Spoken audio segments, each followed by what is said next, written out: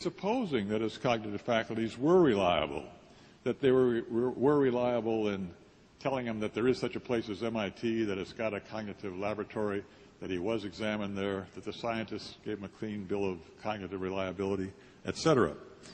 So as Thomas Reid says, the great philosopher Thomas Reid, if a man's honesty were called into question, it would be ridiculous to refer to the man's own word whether he be honest or not.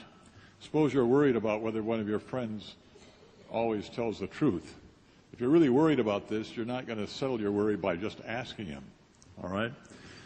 The same absurdity there is in attempting to prove by any kind of reasoning, probable or demonstrative, that our reason is not fallacious, since the very point in question is whether reasoning may be trusted.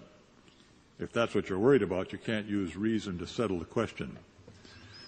So is there any sensible way at all in which the one who accepts N and E can argue for R?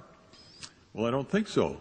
Any argument he might produce will have premises, and these premises, he claims, gives him good reason to believe R.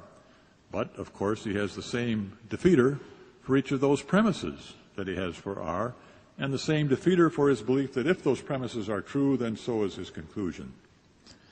So this defeater can't be defeated.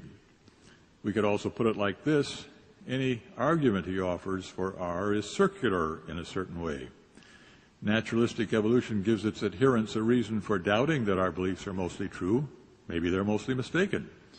But then it won't help to argue that they can't be mistaken, for the very reason for mistrusting our cognitive faculties generally will be a reason for mistrusting the faculties that produce belief in the goodness of the argument, belief, that is, in the truth of the premises and in the connection between the premises and conclusion.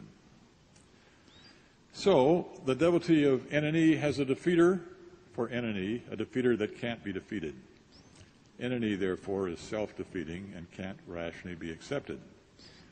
One who contemplates accepting N and is torn, let's say, between N and theism should reason as follows: if I were to accept N, I would have good and ultimately undefeated reason to be agnostic about N, so I shouldn't accept it.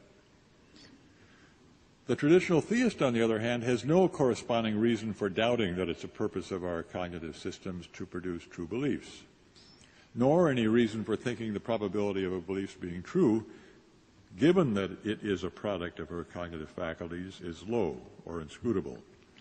She may indeed endorse some form of evolution, but if she does, it will be a form of evolution guided and orchestrated by God.